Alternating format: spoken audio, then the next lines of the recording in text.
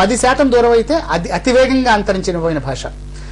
20% అయినట్టయితే అంతరించిపోయిన భాష. 5% అంతరించిపోయే భాషల్లో తెలుగు ఉంది. 20 సంవత్సరాలకి 20 × 5 వేస్తే అంతరించిపోయే ప్రమాదం ఉంది అండి. తెలుగు శాస్త్రపరంగా చెప్తే తెలుగు భాషకు కానీ భారతీయ భాషల్లో ఈ భారతీయ సంవిధానంలో గుర్తించబడిన భాషలకు కానీ అలాంటి విపత్కర పరిస్థితులు దగ్గరలో లేవు. కానీ ఇంకొక రకమైన నష్టం ఉన్నది. మనకు 2 రకాలైన భాషలు వస్తాయి. ఇంటిలో ఒక భాష, బడిలో ఒక భాష అయిపోతున్నది. అది చాలా నష్టం చేస్తుంది మనకి. అంటే ఏంటి, ఒక ప్యాసివ్గా ఒక భాష బతుకుంటుంది, కానీ కాళ్ళు చేతులు లేని భాష వికసించదు. అలాంటి భాష మనకొద్దు. అందుకని ఇది ఈ ప్రపంచీకరణ ఇలాంటి దాంట్లోకి రాకూడదు. సంస్కృతీకరణని మనం ముందుకు సాగనివ్వాలి. మాతృభాష గురించి చర్చను చూస్తున్నాం. ఇప్పుడు ఒక చిన్న విరామం.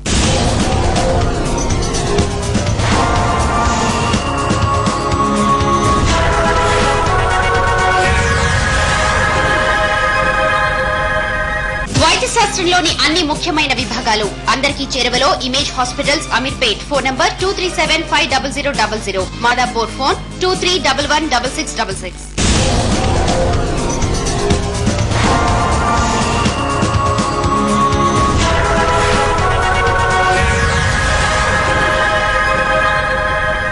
తిరిగి చర్చలోకి వెళ్లే ముందు ప్రపంచవ్యాప్తంగా మాతృభాషా దినోత్సవాన్ని జరుపుకుంటున్నటువంటి నేపథ్యాన్ని ఒకసారి పరిశీలిద్దాం. ప్రపంచంలో 6000కు పైగా భాషలుంటే చివరకు మిగిలినవి 2000 మాత్రమే. ఈ పరిస్థితి దృష్ట్యా యునెస్కో ప్రతి ఏటా ఫిబ్రవరి 21ని అంతర్జాతీయ మాతృభాషా దినోత్సవంగా పాటించాలని 1999లో పిలుపునిచ్చింది. బంగ్లాదేశ్ ప్రజలు తమ మాతృభాషను కాపాడుకునేందుకు చేసిన పోరాటమే దీనికి కారణమైంది. 1952లో పాకిస్తాన్ ప్రభుత్వం తూర్పు పాకిస్తాన్ అంటే ప్రస్తుత బంగ్లాదేశ్ లో ఉర్దూని అధికార భాషగా ప్రకటించింది. అయితే తూర్పు పాకిస్తాన్ ప్రజల మాతృభాష బెంగాలీ. ఉర్దూను బలవంతంగా తమపై రుద్దే ప్రభుత్వ నిర్ణయాన్ని వ్యతిరేకిస్తూ నాడు అక్కడి ప్రజలు పెద్ద ఎత్తున ఉద్యమం చేపట్టారు. ఈ ఉద్యమం మొదటి రోజునే పాకిస్తాన్ కాల్పుల్లో 5 అమరులయ్యారు. దీంతో మాతృభాష ఉద్యమం మరింత ఉధృతమై 1952 ఫిబ్రవరి 21న భారీ ప్రదర్శనకు దారితీసింది. ఈ ఉద్యమంలో ఎందరో ప్రాణాలు కోల్పోయారు. చివరకు అనుకున్నది సాధించారు. బంగ్లాదేశ్ ప్రభుత్వం ఫిబ్రవరి 21ని అమరవీరుల దినోత్సవంగా ప్రకటించింది. అలాగే ఫిబ్రవరి 21ను అంతర్జాతీయ మాతృభాష దినంగా ప్రకటించాలని యునెస్కోను కోరింది. ఈ ప్రతిపాదనను భారత్, పాకిస్తాన్, శ్రీలంకలతో సహా 28 ఆఫ్రో, ఏషియా, లాటిన్ అమెరికా దేశాలు సమర్థించాయి. కెనడాలో ప్రపంచ మాతృభాష ప్రేమి మండలి సంస్థలోని సభ్యులు కూడా ఫిబ్రవరి 21నే అంతర్జాతీయ మాతృభాషా దినోత్సవంగా ప్రకటించాలని కోరాయి. దీంతో 1999 నవంబర్ 17న యునెస్కో సర్వప్రతినిధి సభ ఫిబ్రవరి 21నే అంతర్జాతీయ మాతృభాషా దినోత్సవంగా ఆమోదించింది. మన రాష్ట్రంలో స్కూల్ స్థాయి నుంచే మాతృభాష అశ్రద్దకు గురవుతోంది. సెకండరీ స్థాయి విద్యార్థులు ప్రథమ, ద్వితీయ, తృతీయ భాషలుగా 3 భాషలను చదువుకోవచ్చు. దీనికి తోడు అధికార భాష అయిన తెలుగుతో పాటు ప్రభుత్వం మరో 6 భాషలను ప్రాంతీయ భాషలుగా గుర్తించింది. వీటిలో ఒక భాషను ప్రథమ భాషగా ఎంపిక చేసుకోవచ్చు. ఈ వెసులుబాటు మూలంగా అనేక కాన్వెంట్లు తెలుగు భాషకు బదులు మిగిలిన భాషలను విద్యార్థులపై రుద్దుతున్నారు. ఫలితంగా తెలుగును మాతృభాషగా కలిగిన వారు సైతం తెలుగును చదవలేకపోతున్నారు. దీంతో తెలుగు భాష వెనుకబడక తప్పడం లేదు. అయితే మన పొరుగు రాష్ట్రాలైన తమిళనాడు, కర్ణాటక, మహారాష్టలు మాతృభాషలకు అత్యంత ప్రాధాన్యమిస్తున్నాయి. తమిళనాడులో ప్రతి విద్యార్థి తప్పనిసరిగా తమిళాన్ని చదవాలి. తమిళాన్ని 8వ తరగతి వరకు నిర్బంధ బోధనా భాషగా అక్కడి ప్రభుత్వాలు చేశాయి. ఇది పాటించని పాఠశాలల గుర్తింపును సైతం రద్దు చేస్తామని ప్రకటించాయి. ఇవి కాక భాషాభివృద్ధికి అక్కడ ఎన్నో రాయితీలున్నాయి. కర్ణాటక విషయానికొస్తే ప్రతి విద్యార్థి 5వ తరగతి నుంచే 3 భాషలు చదవాలి. వాటిలో కన్నడం తప్పనిసరి. కన్నడం మాతృభాష కాని వారు కన్నడ భాషను తృతీయ భాషగానైనా చదివి తీరాల్సిందే. అటువంటి వారికి 15 గ్రేస్ మార్కులు ఇచ్చి ప్రభుత్వం ప్రోత్సహిస్తోంది. ఇక మహారాష్ట, కేరళ, ఒరిస్సా, ఉత్తరప్రదేశ్, బెంగాల్, అస్సాం రాష్ట్రాల్లో ఆయా భాషలను ప్రథమ భాషగానో ద్వితీయ భాషగానో తప్పనిసరిగా చదవాలి. మైనారిటీ భాషల వారు కూడా ఆ రాష్ట్ర భాషను తప్పనిసరిగా చదవాల్సిందే. సుబ్రహ్మణ్యం గారు, ప్రపంచం అంతా ముందుకెళ్లిపోతోంది. శాస్త్ర సాంకేతిక రంగాల్లో చాలా వేగంగా ముందుకెళ్తోంది. ముఖ్యంగా ఆంగ్ల భాషలో జరుగుతోంది ఇదంతా. మనం ఇంకా తెలుగే పట్టు కూర్చుని మన పిల్లలు ఏమైపోతారు? దీనికి ఒక్కటే మార్గం అండి. ప్రపంచంలో బాగా బతుకుతున్న మాతృభాష స్థానం కనుక మనం చూసినట్లయితే ఇంగ్లీష్లో శాస్త్ర పరిజ్ఞానం కానీ సాంకేతిక పరిజ్ఞానం కానీ ఎంత త్వరగా అభివృద్ధి చెందుతున్నదో దానిని తెలుగులో సమాంతరంగా నిర్మించగలిగిన శక్తి నిర్మిస్తే, ఉదాహరణకి ఒక భాషా తత్వవేత్త అత్యంత ఆధునికమైన ప్రయోగాన్ని తెలుగులో వ్యాసం రాస్తే, ఒక భౌతిక శాస్త్రవేత్త అత్యంత ఆధునికమైన ఒక ప్రయోగాన్ని తెలుగులో వ్యాసం రాస్తే ఇతర ఇంగ్లీష్ వారు కూడా ఈ తెలుగు నేర్చుకుందని అనువాదం చేస్తారండి.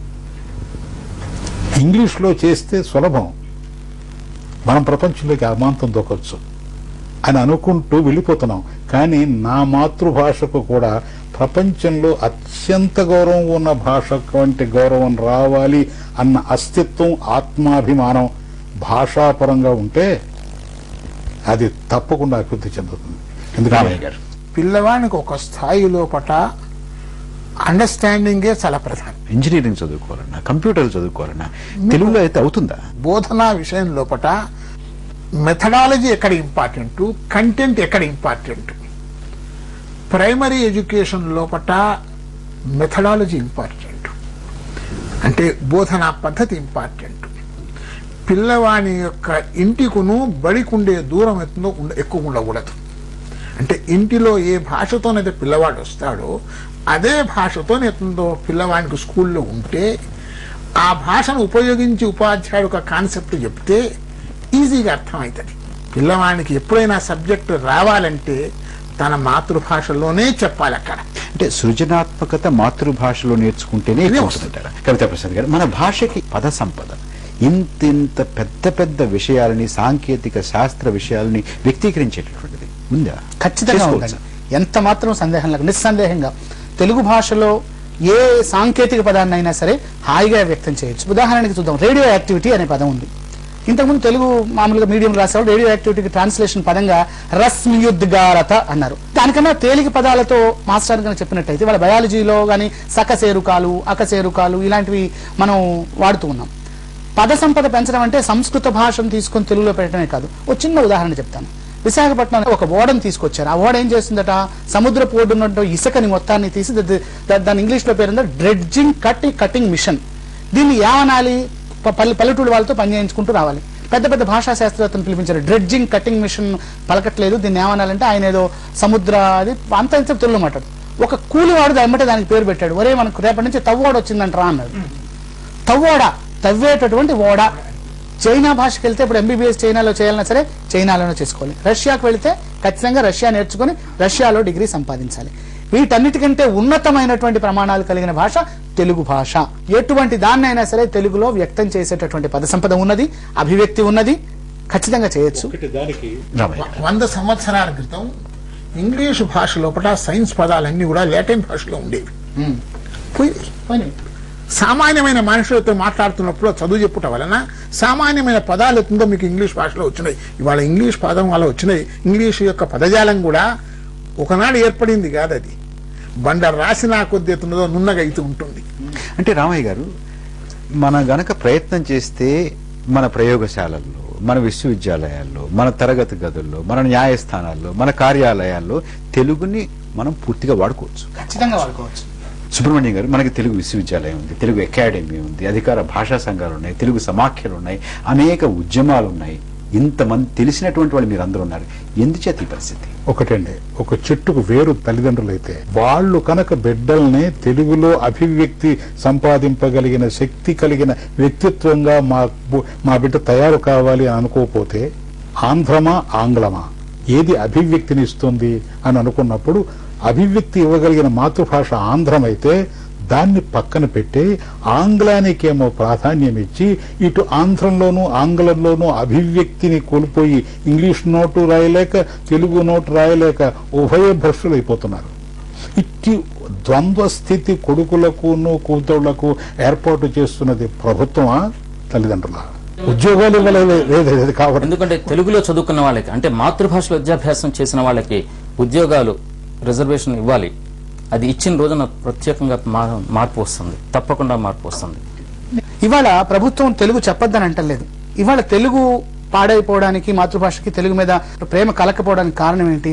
పాఠశాలల్లో పిల్లలకు తెలుగు మీద స్వాభిమానం కలిగించేటటువంటి వ్యవస్థ కోల్పోయాం. తర్వాత తెలుగు టెక్స్ట్ పుస్తకాలు, ఒక తెలుగు పాఠానికి ఇంగ్లీష్ పేరుతో ప్రారంభమవుతుంది. స్ట్రీట్ చిల్డ్రన్ అనే పేరుతో తెలుగు పాఠం ప్రారంభమవుతోంది. ఇలాంటి పాఠ్య గ్రంథాలు టెక్స్ట్ పుస్తకాల్లో కూడా 4వ తరగతి లెక్కల పుస్తకంలో మొదటి పేరు సంఖ్యానకము అంటారు. అర్థం చెప్పండి. సంకలనము, వ్యవకలనము, చతుర్విధ ప్రాథమిక పరికర్మలు ఇలాంటి పదజాలతో పిల్లల్ని తెలుగు అంటే భయం చేసేసి ఇంగ్లీష్లో వాడు ఎడిషన్, సబ్ట్రాక్షన్, మల్టిప్లికేషన్, కూడిక, తీసివేత ఈ మామూలు మాట్లాడుకుంటున్నారు. ఈ పదాలు ఉన్నాయి, సబ్ట్రాక్షన్, మల్టిప్లికేషన్, ఇవి కూడా ఇంగ్లీష్ పిల్లవాడికి అంతే కష్టం.